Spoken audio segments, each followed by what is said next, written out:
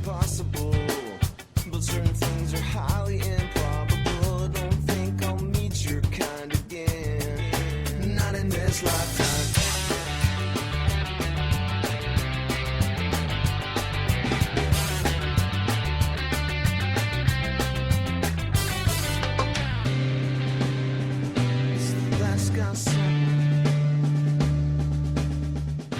Hello, everybody, and welcome back to another edition of Bradley's House, the podcast.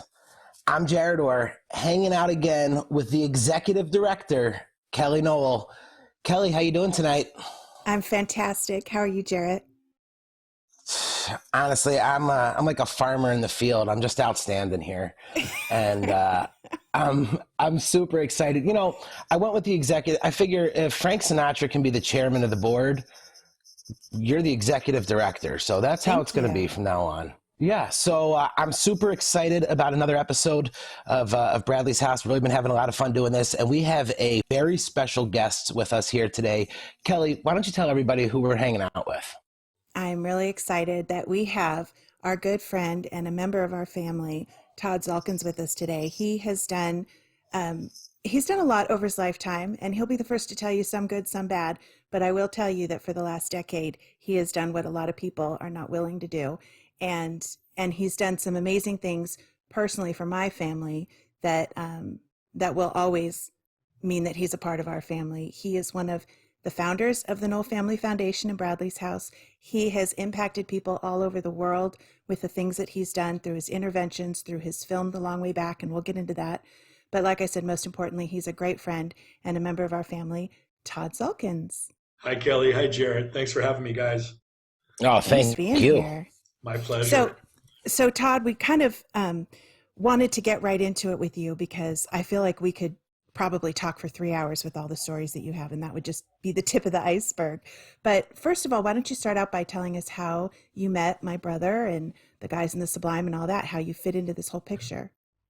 Well, I'm born and bred in Long Beach, and so our little community here was conducive to all the fun little things that us youngsters did, which is the bay and playing around on the water as little kids, and then as we got older, riding bikes and backyard parties, and you know, just a massive treasure trove of musicians. But Brad was a year younger than myself. Bud is my same age, and Eric is 2 years younger than me. I met all those guys at different times.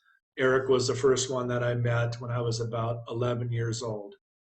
And Brad I met in my teens, and then Bud I met when I was 12. Right on. So you've been around a while. You know what? You're welcome. Thanks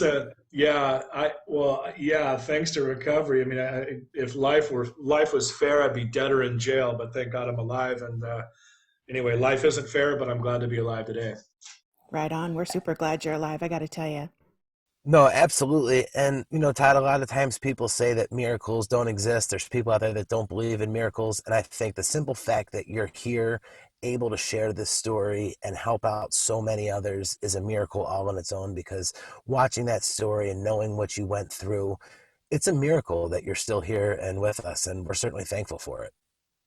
Thanks for saying that, Jarett. I can tell you that I was told that I never had to be alone again. I never had to feel the way I was feeling ever again.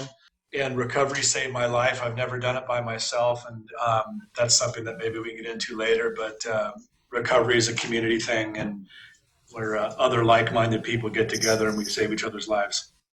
That's awesome. Now, you grew up with the guys. You started out with them when they were, gosh, I guess 11 and 12. You were around before Sublime.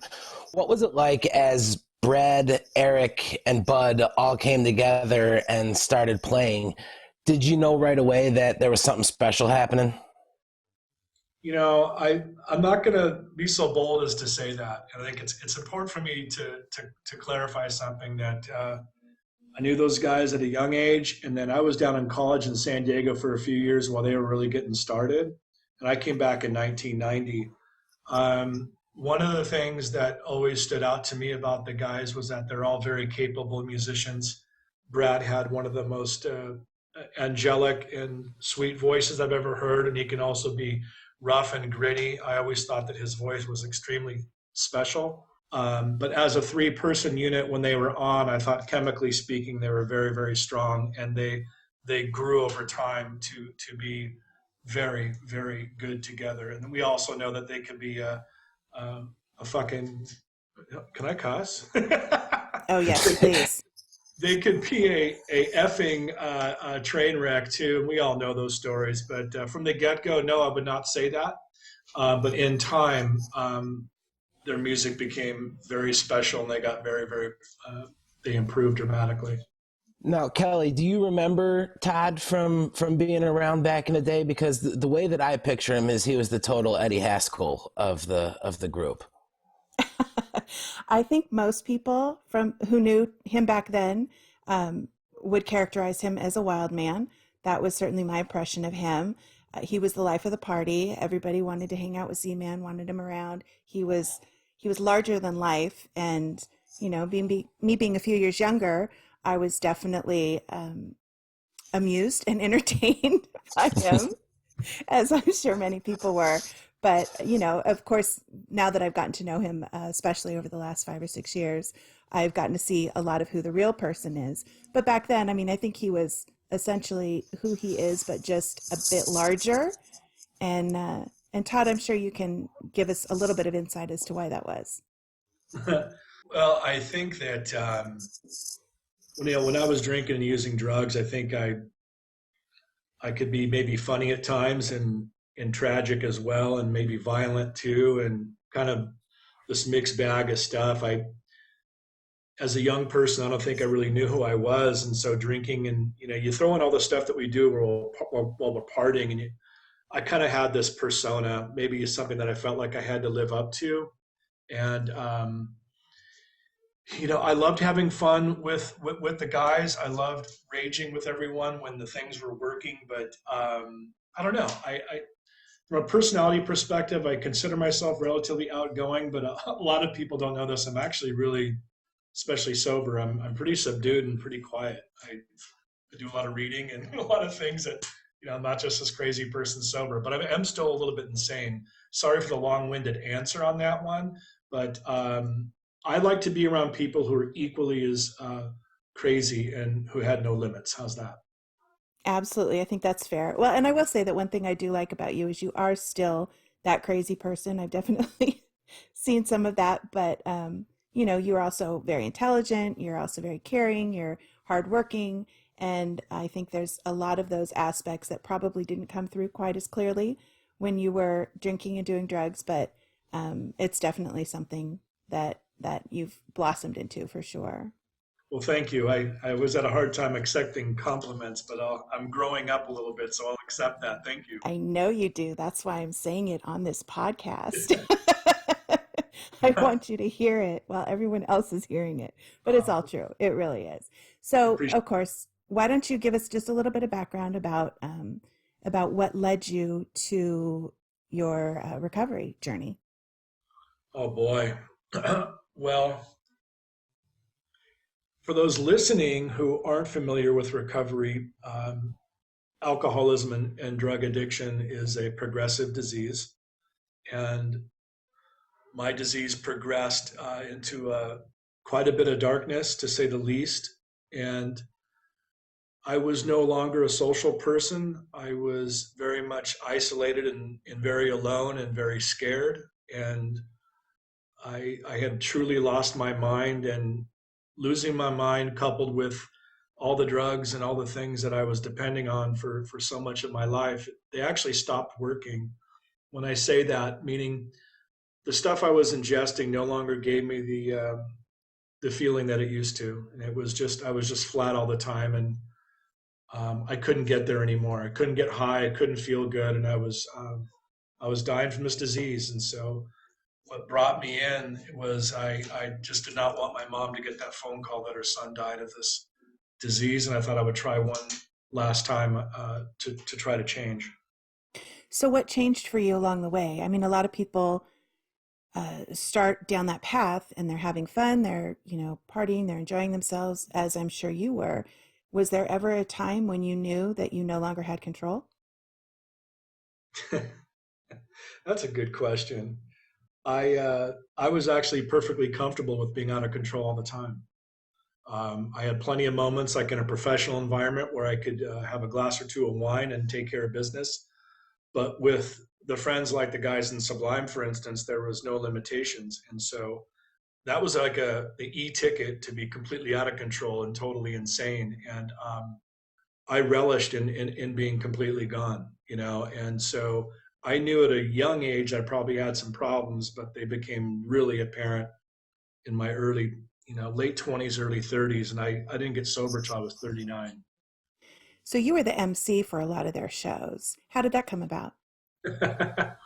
I think I think Miguel was the one who kind of sorted that thing out for me. He used to say, "Get up there and tell some jokes and all that stuff." I'd actually done some stand-up comedy down in San Diego when I was younger, and I Please tell love me that. there's video of that somewhere. It's funny. It's funny because this is in the mid '80s, and I actually went to the Improv a long time ago to see if there was some stuff, and there wasn't. And I wish to God I had some of it because I had a lot of fun entertaining people, and I wanted to pursue it as a career, but I found that I wanted to maintain the high after the show too much, and I would really handicap me, all of my cocaine use and alcohol abuse. So that was a big hindrance. But yeah, it was Miguel. Miguel started off. Z-Man, get up there and talk some shit and have some fun. That's kind of your That's awesome. specialty. That's awesome, and I would love to have heard some of that Z-Man stand up, and hearing that that's something that you wanted to do. That's not surprising based on a lot of the stuff that we've seen and heard from you. I was actually going to become a male model, but it turns out I'm not that good looking, so it didn't that didn't come together for me. But so I understand a little bit of how you feel. Are you undermining me right now? Are you trying to start something right now, Jarett? I thought we were supposed to get on me and you right now. No, not at all. Okay, just don't start with me right now, okay? Jarett, we're okay. Okay, all right, we're okay. All right. We're 100% okay. I'm just trying to work with you right now. Why do you don't have to I have a fight. question. You two. All right. So you played a special role in the date rape video. Tell us a little bit about that. First off, Jarett, we're fine. You and I are we're bros. Oh my God, don't take that so seriously. Okay, so No, trust me, Jarett can take it. He's just Yeah. being polite. you guys are doing a great job. The guys were actually in Texas, if I'm correct. They were on the road, and they needed to make a video for the song, which I think was already breaking on KROQ. And on a shoestring budget, they called me, and I can remember like it was yesterday. They all just called and said, "Would I do it?" I was like, "Fuck, of course I'll do it." Yeah, I'll do it, and then I'll have Ron Jeremy rate me in jail, and I will do cocaine at Sam's Seafood and have Jack Manis serve me strong drinks, and I'll be a date rapist. It's got to be a real high point in your career. Oh man, I was living the low life. I'll tell you, of being a huge Sublime fan, that's the one song that I always had to skip over when there was other people around, and not because I don't love the song, but just because when it got to the line of light skin, light blue eyes, a double chin, and a plastic smile, all the heads just kind of turned over at me. I just kind of looked over, and just Too close to as home. I'm just a little overweight, sitting there with my light skin and my light blue eyes, and I'm like, yeah, no, I that's not. I'm a friendly guy. Yeah, Jared, us Germans, we got to be careful, man. There can be trouble around every corner, so be real careful when you play that song to a group of other people. Yeah. So I started skipping over that one after I heard all the heads turn. But obviously, it's something that you're well known for. Here's a question for all the Sublime fans, because I think it's well documented, Todd, that you are a much different person than you were previously. So 311, are they key? Still not key? Where are we at on that, man? Okay, let me kind of clarify this. So at the time when when Sublime was really blossoming and getting a great deal of radio play. 311 was coming into their own, and they had a lot of action going for themselves. I think we kind of had this joke that we were kind of saying, yeah, they sound or trying to sound like Sublime, and being this false machismo, f those guys, and 311 is not key. And I got to tell you, I know that one or two of the members of the band are actually sober. I actually have a lot of respect for them. Those guys have been around a long time, and they're a good band. But Sublime's better.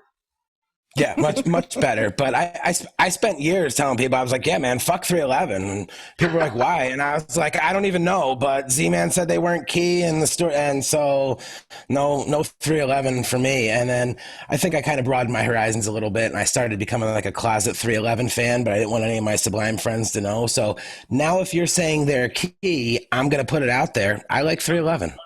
No, hold on, Jarett. I didn't say they were key. Let's not go there. I said Sublime is key. Sublime will always be key. In fact, they invented key. Okay. Now, I'm not going to call key. By the way, for those of you listening, key is like outstanding times 10, or just really, really killer times whatever. No, 311 is just fine, just the way they are. And I actually like a couple of their songs. But let's not call them key, Jarett. I want you and I to start getting along again, okay? No, I agree. Let's put the wheels back on this bus. Let's get this thing back on the right track here. I agree. So not key, but they're okay. Perfect. I just, that's one that I've had to ask, so I was able to get that in. I feel good about that. We were talking about you said that you didn't want your mom to get that phone call, and I know Kelly kind of asked it, but was there a specific moment? Was there a specific point where it kicked in that this was it? Like, was there an aha moment for you where you knew that sobriety had to happen? Yeah, I wouldn't call it sobriety first. It was just like, I can't live this way anymore. I had no idea what sobriety was or what it even looked like. But I was actually in Vancouver in 2006 around the Christmas holiday time with a gal that I was with, and each morning while she was getting ready, I was standing out on the balcony wanting to jump off every morning from about the 15th or 16th floor. All the drugs had stopped working for me over a long period of time, probably starting in like September, October. And then by Christmas time of 2006, it just got worse and worse. And then in early February of 2007, I was seeing people out in a bush that weren't really there. I was going through cocaine psychosis and full on insanity from my opioid use and my alcohol use. And the police were called, and I told them there's this guy in a bush who's looking at me and I want to kill him. And they're like, sir, there's no one here. Can we come talk to you? And I remember collapsing on the floor. I told the officers, no, that's okay. And I laid on that cold tile floor for about 6 hours, just weeping because I was done, man. And on February 16th, I checked into a hospital. Wow, I don't even know what to say. I couldn't imagine, and I know through watching The Long Way Back kind of what you went through. How did that come about? When did you decide that you wanted to tell your story and make it a movie and have it available for everybody to take part in something that was really pretty personal? Well, I've been asked that several times. I actually didn't personally seek out making a film about my story. I was contacted by a film producer in Canada who had read my book. I was very comfortable just having a book out that I wrote at a couple of years sober. It's called Dying for Triplicate. And it's helped a lot of people find recovery. I'm very thankful for that. But it was never an endeavor of mine. I wasn't going, hey, check me out. I want to make a film about how insane I was and things are better today. It started with a guy from Canada telling me that what, I want to make a film about your story and I think it could impact a lot of people. And my whole this new life I've been given, it's all about trying to impact people and trying to share some hope with people who have none. So it was a dilemma, actually. I didn't get really excited at first. I was scared. And ultimately, me making the film was a very draining process, and it was a very kind of a scary process because not only was I telling my story, but we're uncovering some things about, telling what happened with Brad and uncovering stuff that was extremely painful. And I remember prepping Bud for his interview, and he was so wonderful and was so real and transparent with what occurred when we lost him, when we lost Brad. It was just a very, very emotional process. Ultimately, I'm thankful that it was made. I have struggled at times with it. Um, but at the end of the day, guys, at the end of the day, it's helped a lot of people get sober, and it's helped educate some people too. And so for me, that's a big deal. I have to say, I've been super privileged to see a lot of the communications that Todd has gotten from people who've been impacted by the documentary. And it is mind blowing how many people have found strength through that film, have found their sobriety because of that film, and have found hope. And I think that that's something that's incredibly powerful because I really do believe that it's something that's going to far outlive you, Todd. But I also think that it's something that um, is life changing for a lot of people. And I think that's a really special place to be. Not a lot of people can say that they've done something so life changing. And obviously, you're a part of Sublime's history, and a lot of people think that that's the height of your existence. But quite frankly, I think the things that you've done in the last 10 years have far eclipsed that because they're things that have impacted people so much. Yeah, I appreciate you saying that. I wasn't wanting to tell the story of Sublime at all. That wasn't what it was about. But the truth is that that's a big part of my story. When we lost Brad, my addiction grew tremendously worse. In time, I just became more of that isolator, and I didn't know how to grieve. And I don't think a lot of us knew how to grieve. And so, you know, uh, it was just it's an important part of my story. But like anyone who is in recovery, we all get to write our own little comeback stories. And so I've recovered from a hopeless state of mind and body, and I'm thankful for that. But the most important thing and most important responsibility that I have today is to help someone who's still suffering, and also to share with people who are hopeless that there is hope, because so long as someone still has a pulse, they can still get sober. Do you think that the things that you did in the past versus the things that you're doing now make you a hypocrite? The things that I did in the past versus the things I do today make me a hypocrite. In what ways? Well, I think a lot of people who go through recovery feel ashamed of their past and try to erase it in a way. And I think you've been very outspoken about the things that you did back then, and the things that you're doing now are very different. And I was just hoping you could address that. Okay, yeah, and I want to address this the best way I can.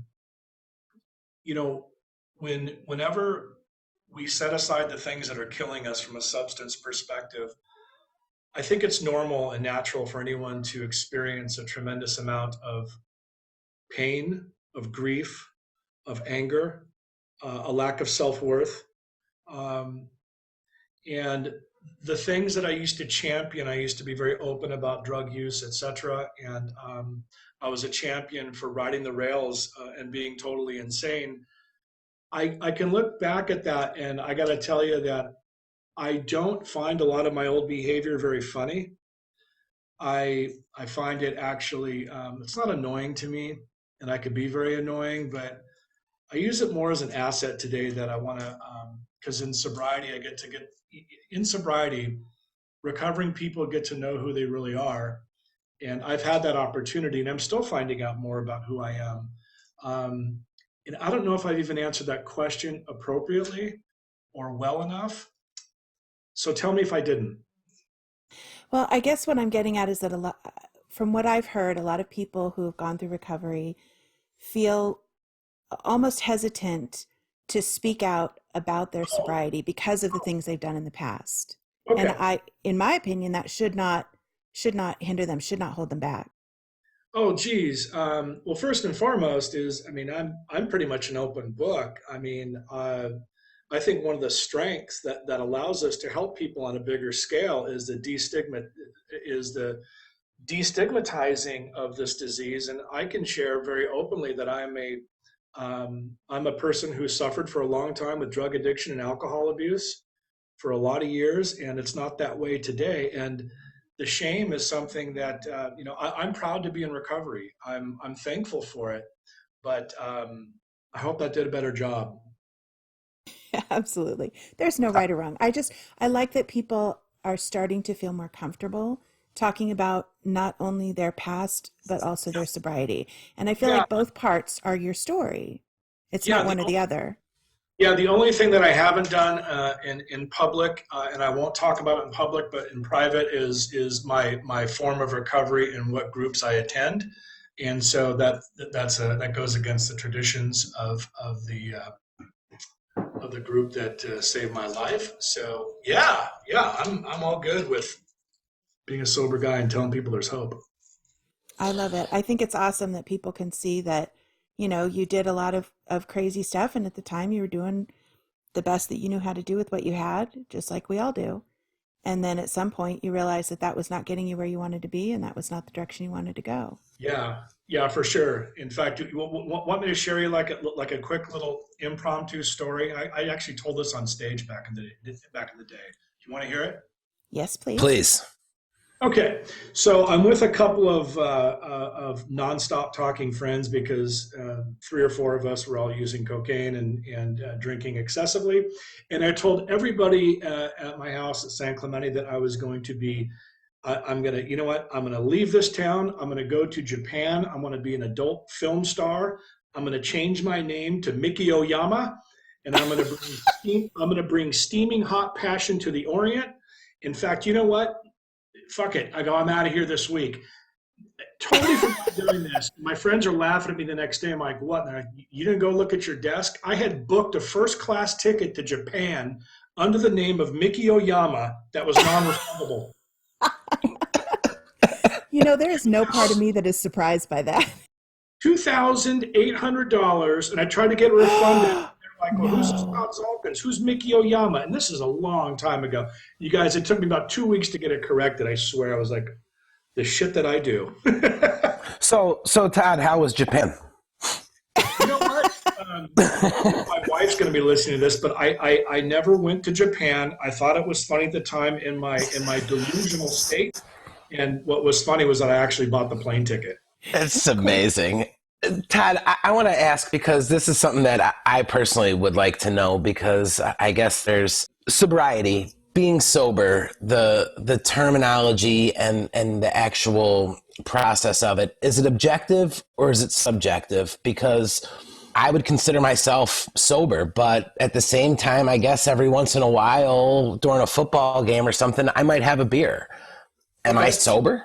You are what I call a non-alcoholic, but you're sober most of the time. For a guy like me, I am a recovering alcoholic and a recovering drug addict. I can't have a beer or two with you at your pad watching the football game because what might happen was I might want a couple more, and next thing you know, I'm putting you in a headlock, begging you to take me to a cocaine dealer's house. So there is a difference. You are I would consider you a highly functioning non-alcoholic, a sober, and there's some people just don't drink who've never had to be in recovery. I actually know of some 2 people in my life who never had a drink or a drug in their life, and they're not in recovery. They just don't drink or use. I drank and used for 24 years, and it almost killed me. So I hope that works for you, Jarett. Yeah, no, yeah, absolutely. It does. It's just, I know that people consider it different ways, and sometimes people consider it's absolutely putting nothing into your body. Sometimes people consider it's only using certain things, and if they don't cross a line, then they're still okay. And I don't like to get into these big arguments of, hey, listen, first and foremost, I'm the judge of no one at all. And when you shared what you just shared with me, my perspective is you're a guy who can drink or not drink and enjoy himself if he does, but you're of sound, sober mind, clearly. And a guy like me, I just can't drink or use anymore. that's just the way it is if I want to have a relatively decent life. No, absolutely. That makes perfect sense too. I think that's an important distinction to make. You know, a lot of people might be using different substances and wondering, okay, if I use something, does that make me an addict? Does that make me an alcoholic? It's a very personal thing, right? I think it's something that everyone has to decide for themselves. I don't think there's a checklist. You can go 1, 2, 3. Okay, that qualifies or disqualifies me. Yeah, well, that's a great statement, Kelly. And there's a couple things I want to comment on. The first is I'll get people sometimes who'll email me like I'm the guy to evaluate you. You know, want me to assess you. Now, here's the thing: is you can tell me what you're up to, and I can manifest a pretty good idea if you're, excuse me, fucked. You know, you're in a bad. It's clear. But the Sure. question is like, how are you when you stop? Okay, put this down, for instance. Hey, Todd, I only do this, you know, a couple of times. How do you react when you stop doing it? Well, I can't really stay stopped. Okay, well, then there's your answer. Right. Well, I stop it for a day and then I go on for another 12 days. Well, then that might be something you want to look at. And so, you know, and the last but not least, it comes down to, is your life going off the rails and are you suffering any consequences as a result of your getting loaded? If you're suffering consequences and things are continuing to get worse, then you might want to take a look at it. That's just my suggestion. Exactly. Can you just real quickly touch on what happened for you in the process of recovery? I really want to encourage people to check out your documentary, The Long Way Back, and we'll talk about that in a minute. And you definitely go into detail with your recovery process and that. But just for the sake of this, can you just touch real briefly on what you went through to get through that recovery process from the time that you actually checked into a hospital and started that whole journey? Yeah. Okay. Well, I first off, I drank and I drank and used drugs for 24 years. 17 of those years, I was hellaciously addicted to prescription painkillers, including OxyContin, fentanyl, and smoking and snorting a lot of heroin at the end. Um, for those of you listening who have tested the waters with synthetic drugs, they're very difficult to detox from. And I was served up a detox from Satan himself. I did not sleep for 44 days. I checked in on February 16th and I didn't sleep until April 1st, despite all the medications they could give me to put me to sleep. Physically, you would have thought I was probably going into a stroke mode half the time because I shook all the time for months and months. Getting physically sober for me was a nightmare, and that's just part of my story. And it took me quite a while to get my speech patterns back and to be able to speak clearly and to have any type of sense of comfort in my own skin. So my detox, my post-acute withdrawal symptoms lasted about 14 months. Yeah, that's no joke. That's hardcore. That I'm was really very, proud of you. it was very real. Yeah, I'm very proud of you for coming through that. I think a lot of people would have given up along the way. And I think it speaks to your character that you didn't. I'm super proud of you for that. Well, I think that I had full knowledge of one thing, and that is, I mentioned it before or a couple of times already, that it's a real scary place to be for any alcoholic or addict when the things you're ingesting no longer works. So my going back to that stuff was not a really solid option or idea because I knew how much desperation it created and how much fear it created, how much sickness it created, which even brought me into a hospital. So that wasn't the best option for me. So I decided to kind of hold on and hang out with people who knew more than I did. That's definitely key. Well played, Kelly. Todd, again, the Long Way Back documentary, it's available on Amazon. It's out there on YouTube.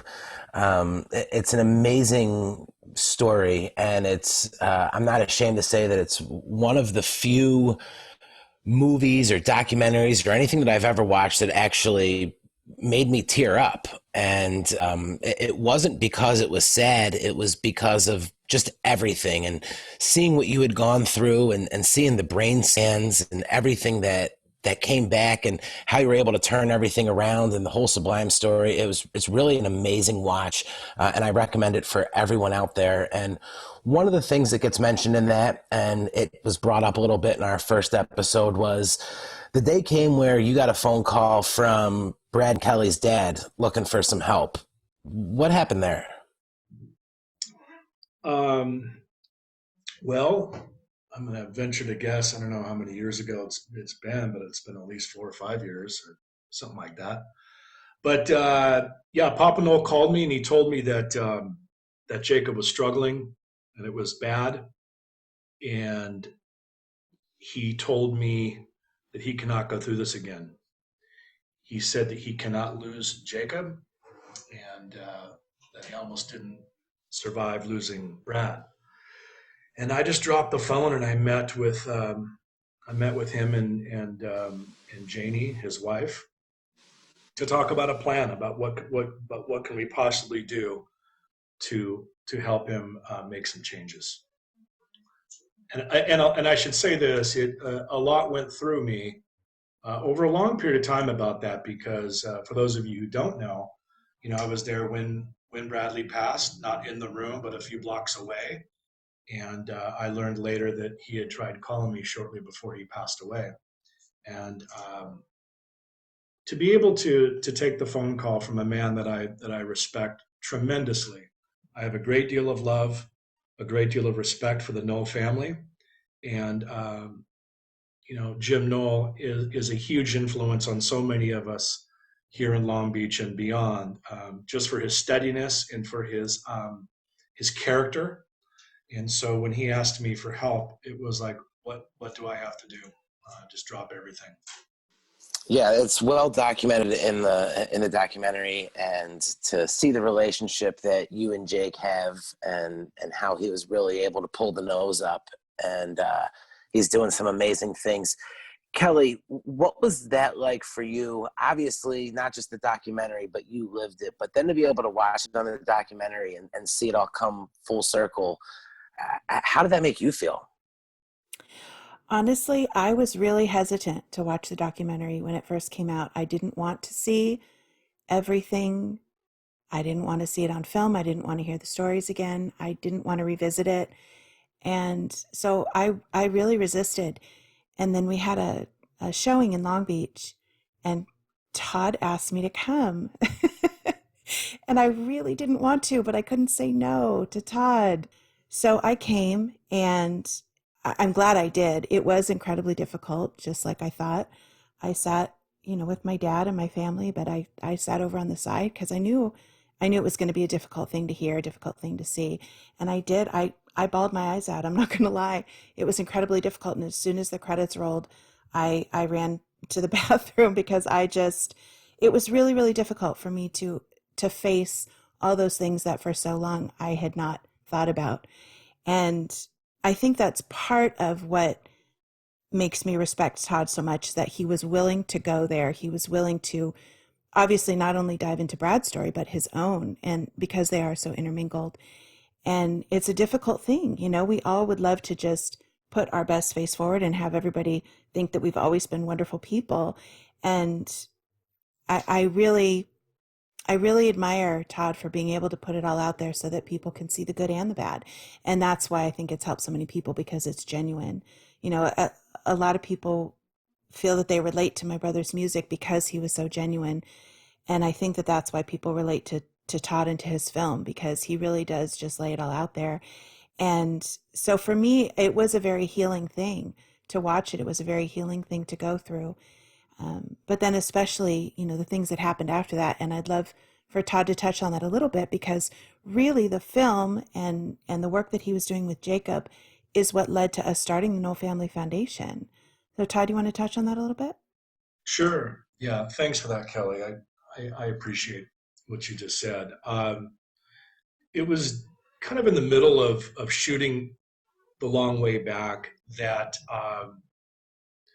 I wanted to utilize the film as a platform to certainly speak to kids and to try and further some type of a message. And I think I was surfing one day, Yeah, in fact, I was surfing by myself, and what came into my silly twisted brain was, you know what? Why don't we try to create something in Brad's name that could be geared towards helping musicians recover? And I just got out of my wetsuit. I called Papa Noel and I shared with him the idea of creating Bradley's house, and he said absolutely. And he was very encouraged by it. And then through talking further with Jim, I know how impacted Kelly has been with the loss of her brother. I it took me a while to not so much get the courage, but I talked to Papa Noel about how I think how important and how much value it could bring to to a lot of people and to Kelly if she was a big part of this. And if you remember, Kelly, we had breakfast together, and I shared with you what the idea was to have a little nonprofit treatment facility, and you've really, oh my gosh, have you not only embraced it? For those of you who aren't real familiar with how hard she has worked, I mean, she's gone above and beyond to help make this thing come to life, and I can't speak. I'm kind of lost for words, but in the nature in which you've embraced this and how you've gotten after it, it really continues to impress me on a lot of levels, and I know how badly you want it to happen.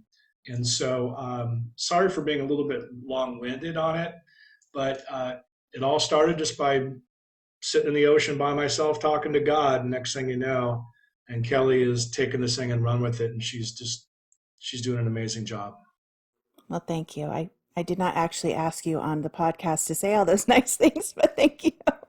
I will say that as soon as you told me your idea, I started to cry. I just knew that it was something that needed to happen, and the timing was right. And I think that that's what's so important is that, all the pieces kind of fell into place, and you were the catalyst for making that happen. And so that's a very cool thing. Well, I'm just thankful that it's getting so much traction. A lot of people are hearing about what we're trying to accomplish. And Jarrett, thank you for doing what you're doing, you and your fiance. And it's all about getting the word out there, because the fact is, the foundation needs resources. It needs financing to make this happen. And absent that, I don't want to be I don't want to be this thing that just all we do is just try to always just be raising money and not be open. I know how badly we want to open the doors, and we're going to get there. Absolutely, we are.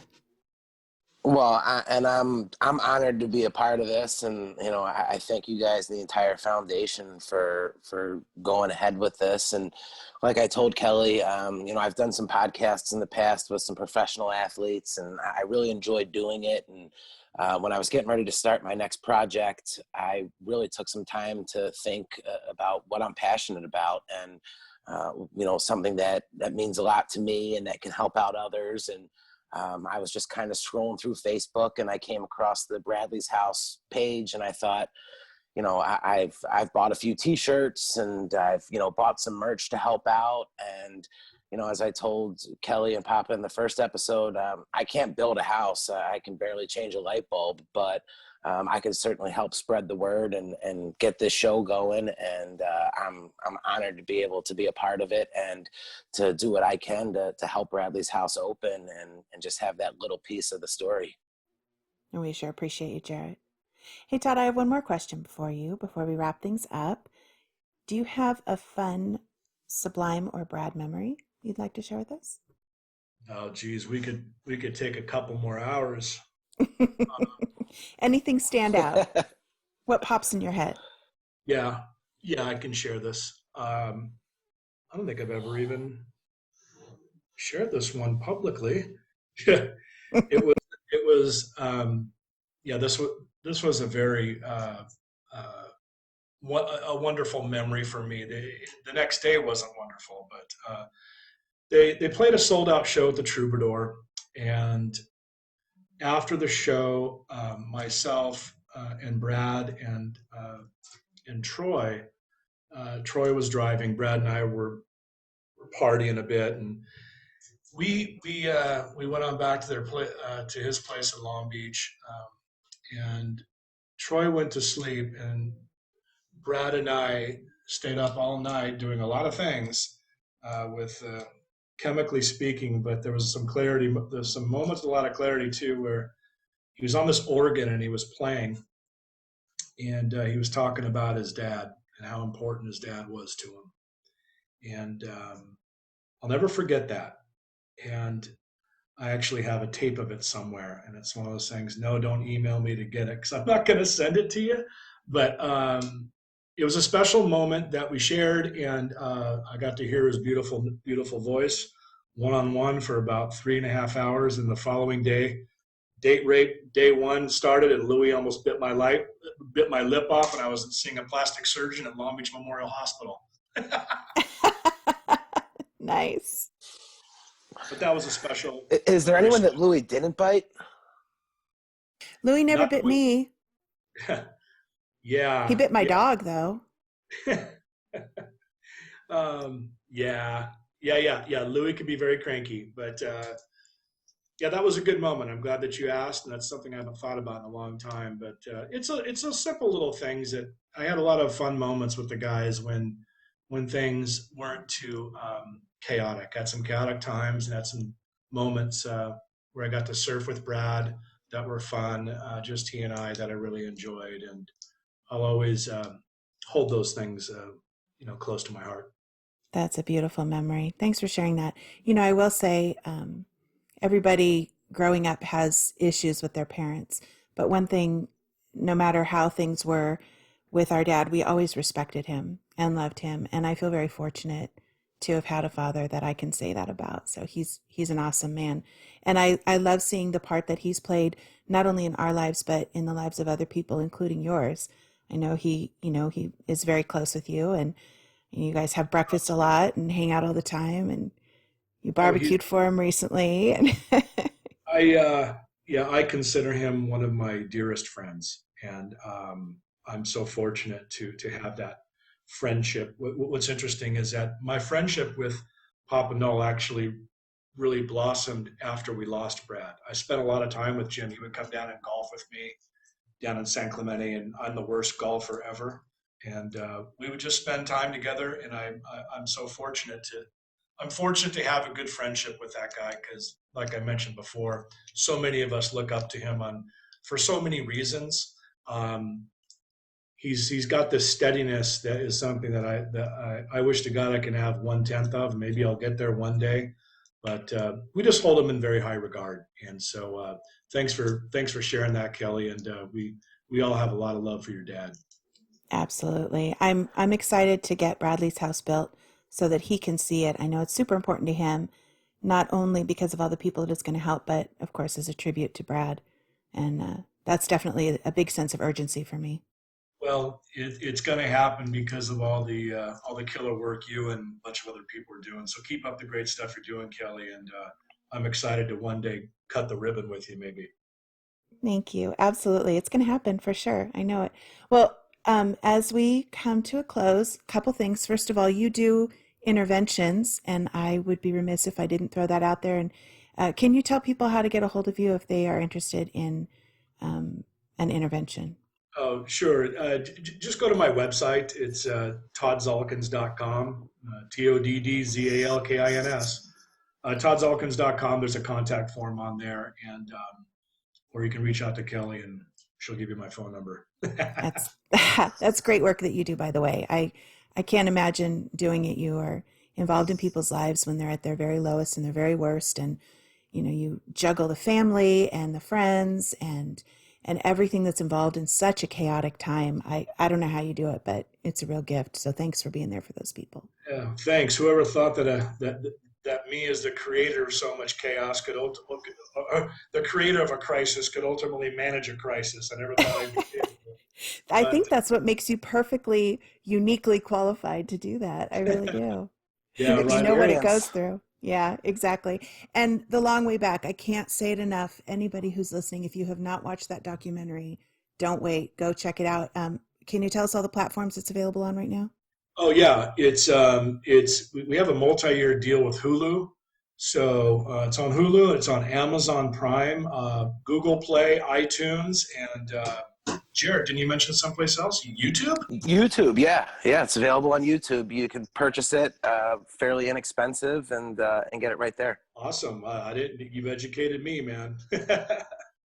Jared's a Todd, wealth of information. What's that? useless information. I'm a wealth of useless information. The girls always remind me in our group chat that they're both much more educated than I am. We got into that a little bit today, but they use fancy words, Todd, and then I got to hop on the Google machine and type it in and find out exactly what they're talking about. So it takes me a little while to catch up.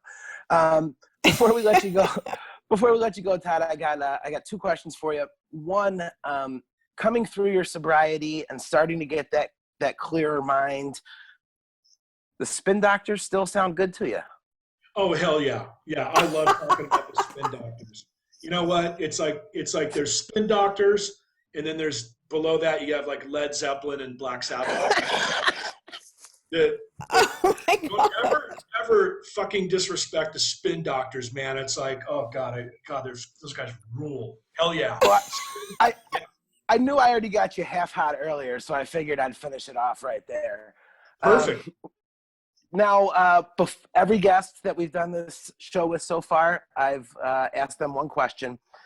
Todd, if you and I just met and I told you that I know nothing about Sublime, I never heard of them, and I was going to give you an opportunity to play one song. Here's one Sublime song that captures everything for you. What song would you play for me? Either STP or Same in the End. Nice. That's awesome, yeah. I'll let you in on a little secret. Well, it's not a secret now. Brad's favorite song to play was STP and Greatest Hits. That may have changed a little bit later, but he loved playing those two. But absolutely, STP for me. Yeah, fuck yeah, STP. Yep. STP, I love it. I love it. It's probably one of the strongest bass lines I've ever heard in a song. I love STP. It's one of my favorites. So, Yeah, Todd, I've almost like turned that up on level 10 and assaulted like multiple families at once back in the day. So I'll tell you, so the first episode we had Papa Jim on, and he went with Bad Fish, and the reason being is because he said it's the only song that he can play on the guitar of Brad's songs. And the second episode we had Miguel, and he went with April 29th, 92, but the Leary version. Has to be the Leary version. And now we've got STP from you, so we've got quite the lineup already, and I think that's awesome. Todd, again, I can't thank you enough for coming on and doing this with us and giving us the opportunity and allowing me to be a part of everything that you guys are doing. It really means a lot, and I know the fans are really enjoying it. And you just coming out and being so open about everything, I think has really helped so many people. And just coming on this show, I'm sure there's going to be a lot of people that got a smile just from hearing from you, man. So thank you. Well, thank you, Jarett, and thank you, Kelly. Thank you guys for having me on tonight, and keep up the great work. And let's open this place up here soon, okay? Absolutely. Absolutely, for sure. Thank you so much for being on the show with us, Todd. You know that I appreciate everything you've done for my family, everything you've done for the foundation, and I love you so much.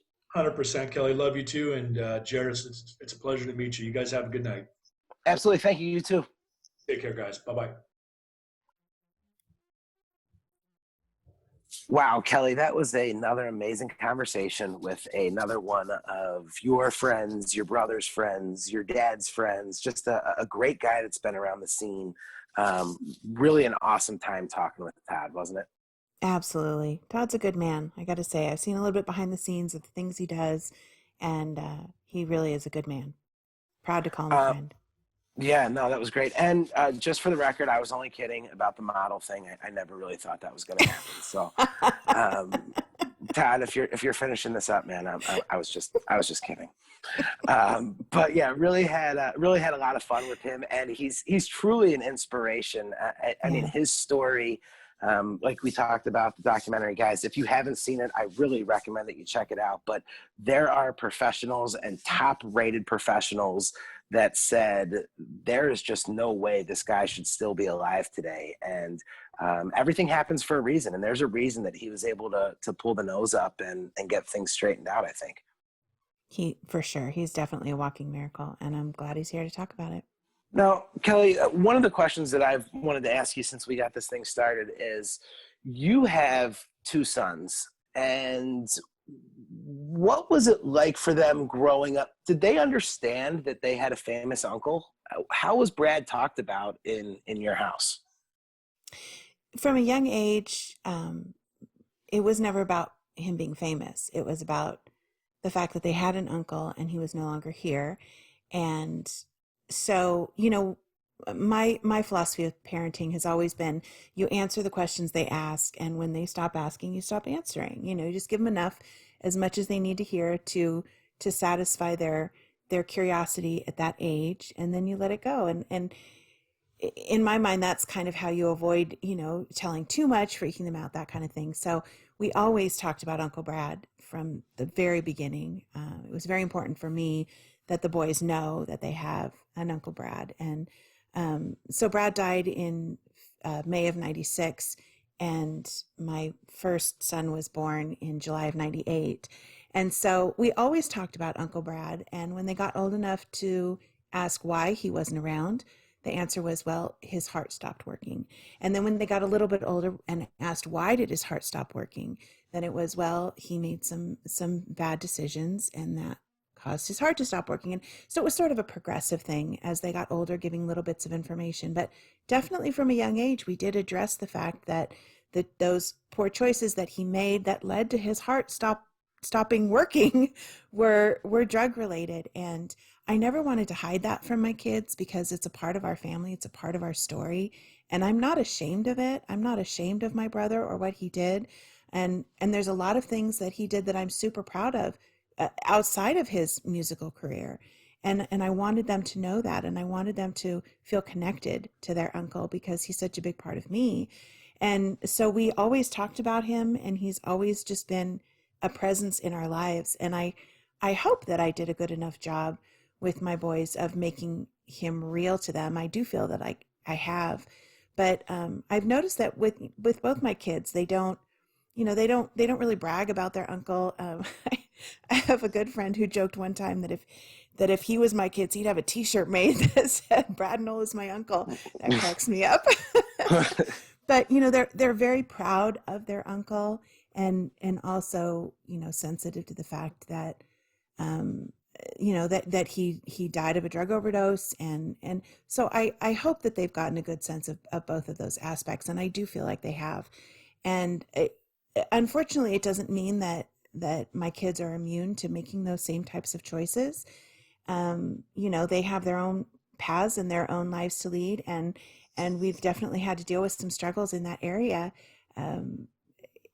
Addiction is genetic, and so it's not surprising that it has crept up. But I do have to say that to my boys' credit, they have always been very aware of the fact that it is something that runs in families, that it's something that they have to deal with, and that it's something that has deadly consequences. And so if nothing else, I'm glad that they have gotten that message, that it's not just something to dabble in and to play around with and to experiment with, but it's a very serious thing that can have very serious repercussions. So yeah, that's kind of how we dealt with it. Well, obviously, I'm sure you did an amazing job because the way that you're able to talk about it so freely, I'm sure that they got a good understanding slowly going through it. And honestly, I can understand them with the famous uncle. My uncle Tim actually does the sax part in Rick James's Super Freak. So No, he does not. No, he doesn't, and I don't even have an Uncle Tim. But for those of you that are listening, it's just kind of an inside joke between Kelly and I, and a bunch I of my wish friends. that you had an Uncle Tim that played the sax solo on Super Freak, because that is a badass song and a badass solo. Yeah, I just blew up my spot because for years I've been telling a lot of my friends that my Uncle Tim plays the sax for Super Freak, and now they're all going to know that that's not true. But I really just figured, that's like a cool enough part of a cool enough song that you get a little bit of cred for it, but it's not big enough that anybody could really look into it and prove me wrong, or that they would want Can't to, fact check you you. know.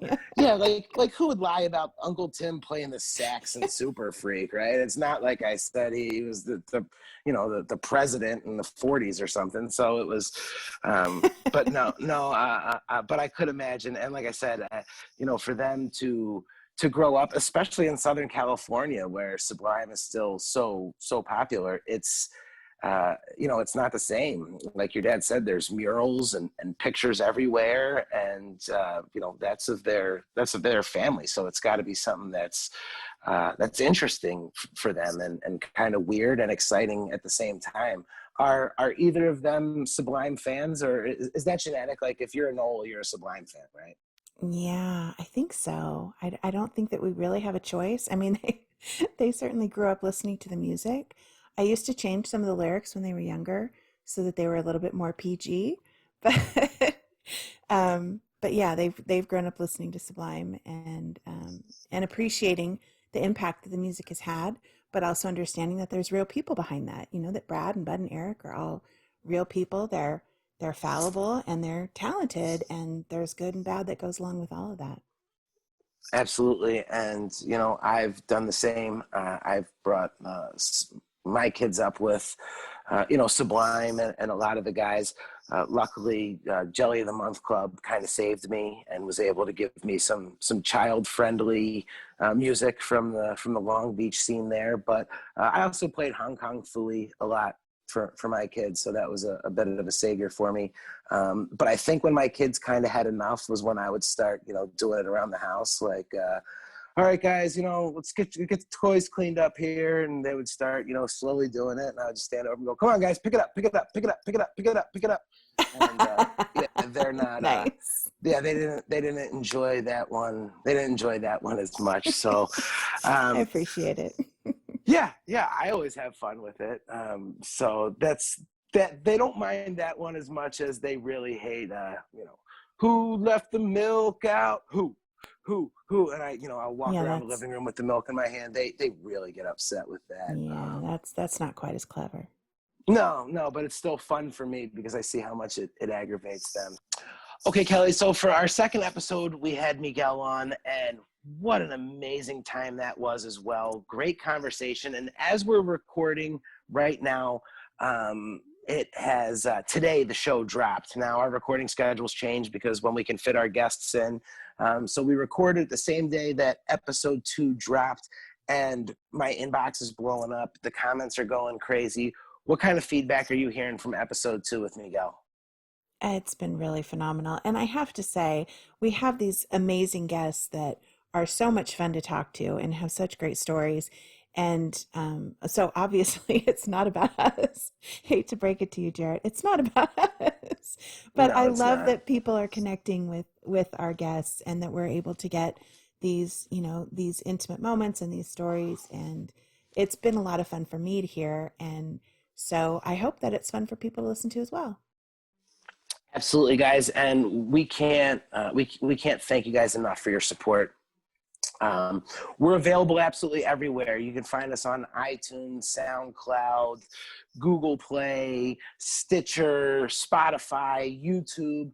Wherever you guys are listening to this today, please make sure that you've gone ahead and click that subscribe or follow button so you get updates as new shows drop.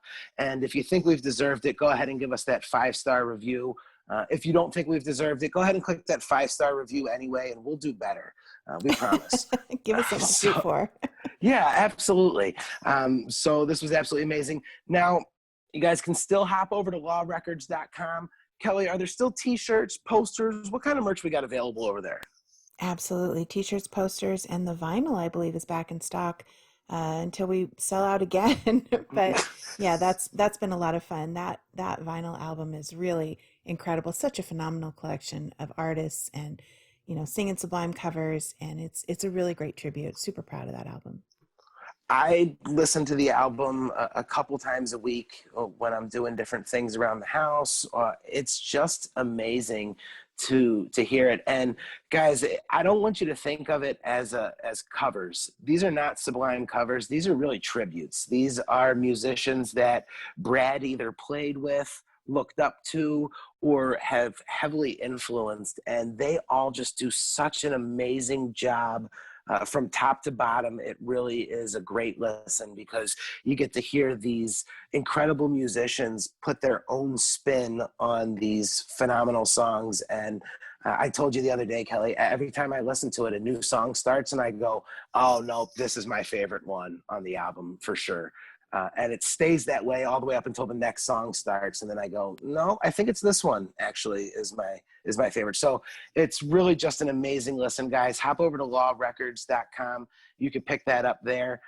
As you guys know, the point of the show and the foundation is to get Bradley's house built. And as Kelly and Todd talked about, obviously we are doing everything that we can to get to that goal. And the foundation is working hard. And you guys can help and be a part of that as well. Kelly, if somebody's looking to maybe donate $1 or $2 after listening to the show, where can they go? They can go to our website, which is thenoelfamilyfoundation.org. There's a donate button. They can also donate on Facebook and Instagram. We'll take it anywhere we can get it. Absolutely, guys. Thank you so much for joining us once again. We had a wonderful time. Kelly, thank you for your time. I know that your schedule is incredibly busy as the executive director, not just of the foundation, but in life, the executive director. So I really appreciate you giving us this time and putting on another amazing show for everybody. Guys, until next time, I'm Jarett Orr. She's Kelly Noel. This is Bradley's house, and we are out of time. Okay, guys, once again, to end the podcast, we're going to give you a clip from the house that Bradley built. Now, Todd today on the show said that his favorite Sublime song was STP. And Kelly, I know Howie is one of your favorite musicians. So we're going to close the show out with BallyHoo doing STP. Guys, you can get the full song and many more at lawrecords.com on the house that Bradley built.